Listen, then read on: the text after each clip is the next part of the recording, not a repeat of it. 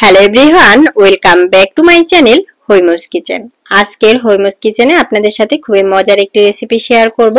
তো আজকে আপনাদের সাথে শেয়ার করছি গুড় ছাড়াই গুড়ের কালারের মতো করে কিভাবে আপনি বাসায় পেড়া সন্দেশ তৈরি করবেন। আর আজকের পেড়া সন্দেশে কিন্তু কোনো ছাঁচের প্রয়োজন হবে না, হাত দিয়ে ডিজাইন দিয়ে নেবেন। তো ভিউয়ার্স, পারফেক্ট এই পেড়া সন্দেশের রেসিপি দেখতে চাইলে অবশ্যই ভিডিওটি না টেনে শেষ পর্যন্ত দেখতে হবে। সব টিপসই থাকছে আজকের রেসিপিতে। আজকের রেসিপিতে আমরা কোনো গুড় ব্যবহার করব না, কিন্তু গুড়ের মতো কালারটা কিভাবে আনবেন সেটাই দেখিয়ে দিচ্ছি। এখানে আমরা একটা পাত্রে দিয়ে দিচ্ছি 1/3 কাপ চিনি। চিনির সাথে এখানে দিব সামান্য পরিমাণে পানি। পানিটা অপশনাল, চাইলে দিতে পারেন, না দিলেও সমস্যা নেই। তারপরে মিডিয়াম টু লো হিটে রেখে চুলার জালটা, তারপরে চিনিটাকে ক্যারামেল করে নিতে হবে। ক্যারামেলটা অনেকেই তৈরি করতে পারেন, কিন্তু যারা পারেন না তাদেরকে বলে দিচ্ছি অবশ্যই চুলার আঁচ হাই হিটে রাখবেন না, মিডিয়াম টু লো হিটে রেখে করবেন। তাড়াতাড়ি করতে গেলে কিন্তু ক্যারামেল পুড়ে যাবে, আর ক্যারামেল পুড়ে গেলে আপনি এই সন্দেশটা খেতেই পারবেন না, একেবারে কিন্তু তিতা হয়ে যাবে। তো এই যে দেখুন, চিনিতে কিন্তু হালকা সোনালী কালার হয়ে আসতে শুরু করেছে। এই পর্যায়ে আমি চুলাটাকে বন্ধ করে নিয়েছি, কারণ আমার পাত্রটা বেশ মোটা, তো এটা বেশ গরমে আছে। এই কারণে এই গরমেই দেখবেন কি আপনার ক্যারামেলের কালারটা পারফেক্ট আসবে। যে দেখুন, যখন এরকম কালারটা চলে আসবে তখন এর ভিতরে আমি অল্প একটু গরম করা দুধ দিয়ে নিলাম। গরম ক্যারামেলের ভিতরে একটু দুধ দিয়ে ঠান্ডা করে নিলে দেখবেন দুধ আর ছানা কাটবে না। অনেক সময় দুধের ভিতরে সরাসরি ক্যারামেল দিয়ে দিলে দেখবেন দুধটা ছানা কেটে যেতে পারে। এর কারণে আমি যে সিস্টেমটা দেখিয়ে দিলাম এভাবে করবেন, দেখবেন আর দুধে কোনো ছানা কাটবে না। আর এই যে দেখুন, ক্যারামেলটা মিক্সড করার পরে দুধের কালারটা কতটা সুন্দর এসেছে, মনে হচ্ছে না যে গুড় দেওয়া। আর এর যে ক্যারামেলের একটা ফ্লেভার, সেটা তো খুবই সুন্দর, আমার কাছে খুব ভালো লাগে, জানি না কার কাছে কেমন লাগে। তো এটা জাল করতে করতে বেশ শুকিয়ে নিয়েছি, অর্ধেকটা পরিমাণে হয়ে এসেছে। এই পর্যায়ে আমি এখানে পর্যাপ্ত পরিমাণে চিনি দিয়েছি। চিনিটা যে যার স্বাদ মতো দিবেন। আর এরপরে জাল করতে করতে যখন দেখবেন একেবারে এটা ঘন প্রায় হয়ে এসেছে, এই পর্যায়ে এখানে হাফ কাপের মতো গুঁড়ো দুধ দিয়েছি। এটা দেওয়ার চেষ্টা করবেন, দেখবেন আপনার যে পেড়া সন্দেশ সেটার স্বাদ আরো বেশি ভালো আসবে।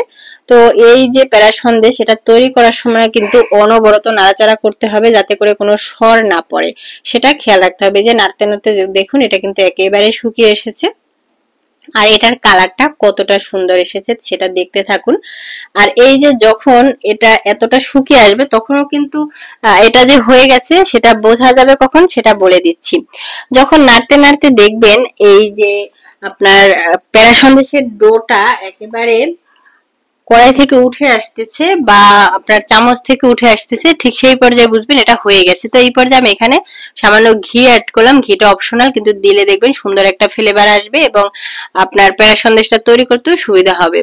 ঘিটা না দিলেও সমস্যা নেই, তারপরে দেওয়ার চেষ্টা করবেন যদি থাকে। যে দেখুন আমার এটা কিন্তু হয়ে গেছে, এটা এখন প্যান থেকে উঠে আসতেছে, এমনকি আমার চামচ থেকেও ছেড়ে যাচ্ছে। তো এটা সাথে সাথেই একটা প্লেটে নামিয়ে নিবেন, না হয় আবার দেখবেন এটা পুড়ে যেতে পারে, কারণ কড়াইতে যতটা বেশি সময় রাখবেন ততটা কিন্তু এটা পুড়ার সম্ভাবনা বেশি থাকবে। তাই সাথে সাথে নিয়ে একটু ছড়িয়ে দিবেন, দেখবেন তাড়াতাড়ি এটা ঠান্ডা হয়ে যাবে।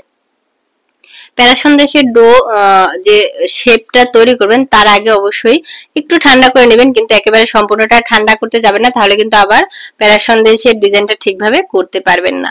তো হালকা গরম থাকা অবস্থাতে এটার প্যারা সন্দেশের শেপ দিয়ে নিতে হবে। যে জন্য আমি অল্প অল্প করে এখান থেকে ডো নিয়ে হাত দিয়ে গোল করে নিলাম। তারপরে হাতের দুই তালুর মাঝখানে রেখে চাপ দিব। চাপ দিলে দেখবেন এটা চ্যাপটা হয়ে যাবে। তারপরে বুড়ো আঙ্গুল দিয়ে এটার একটা সাইডে একটু চাপ দিলেই সুন্দর একটা ডিজাইন হয়ে যাবে। আপনি চাপ না দিলেও সমস্যা নেই, গোল গোল বাতাসার মতো করে ওটা খেতে পারবেন, স্বাদ তো একই থাকবে। অনেকের কাছে মাটির সাজ থাকে, সেটা দিয়ে করে, অনেকের প্লাস্টিকের সাজ থাকে, আমার কাছে ছিল, তারপর সবার কাছে তার সাজ থাকবে না। যার কারণে যাদের কাছে সাজ নেই তারা যেভাবে মানে কিভাবে সহজে তৈরি করতে পারবেন সেটা ভেবে আজকের এই ডিজাইনটা তৈরি করলাম। তো ভিউয়ার্স, আজকের রেসিপিটা কিন্তু খুবই সহজ, কোনো কিছুর প্রয়োজন নেই, শুধু দুধ চিনি এটা দিয়ে এটা তৈরি করা যায়। আর এটা খেতে এতটাই মজার হয় কি বলবো, একবার যদি তৈরি করতে পারেন পারফেক্ট ভাবে আপনি বারবার এটা তৈরি করে খাবেন। তো আমার সবগুলো প্যারা সন্দেশ তৈরি করা হয়ে গেছে, আর এটা দেখুন কতটা সুন্দর হয়েছে। আমি একটু কাছ থেকে আপনাদের দেখিয়ে দিচ্ছি, আর এর কালারটা এতটা সুন্দর হয়েছিল কি বলবো, যেটা সামনাসামনি না দেখলে বোঝানো যাবে না। তো ভিউয়ার্স, আজকের এই রেসিপি কেমন লেগেছে অবশ্যই জানাবেন। ভালো লাগলে লাইক শেয়ার কমেন্টস করতে ভুলবেন না। আর আমার চ্যানেলে নতুন হয়ে থাকলে অবশ্যই আমার চ্যানেলটিকে সাবস্ক্রাইব করে দিবেন। যেহেতু প্যারা সন্দেশ একটু এবড়ো থেবড়ো হতেই পারে, একেবারে যে সমান হবে এমনটা না। আর প্যারা সন্দেশ তৈরির পর অবশ্যই 2 ঘন্টা থেকে 3 ঘন্টার মতো ফ্রিজে রাখবেন, দেখবেন এরকম শক্ত হয়ে যাবে। আমি একটা প্যারা সন্দেশ ভেঙে দেখাচ্ছি, দেখুন এর ভেতরটাও কতটা সুন্দর হয়েছে। তো ভিউয়ার্স, আজকের ভিডিওটা এই পর্যন্ত। সবাই অনেক অনেক ভালো থাকবেন, সুস্থ থাকবেন। টাটা।